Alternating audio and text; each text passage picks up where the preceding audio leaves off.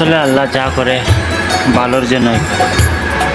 কারণ বান্দাকে কখনো কষ্ট দিয়েই পরীক্ষা করে, আবার সুখ দিয়েই পরীক্ষা করে।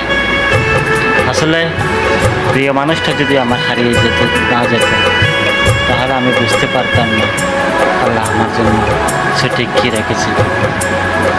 তুমি চলে যাওয়ার পর আমার কষ্ট হয়েছে, কিন্তু সেটা দুঃখ হোক সুখ হোক, উপরওয়ালাই আমাকে ভালোই রেখেছে।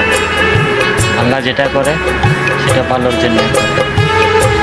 আমি তোমাকে হারিয়ে যাওয়ার পরে তুমি একটা সুন্দর জামাই পাইলা, আর আমি একটা সুন্দর বউ পাইলাম।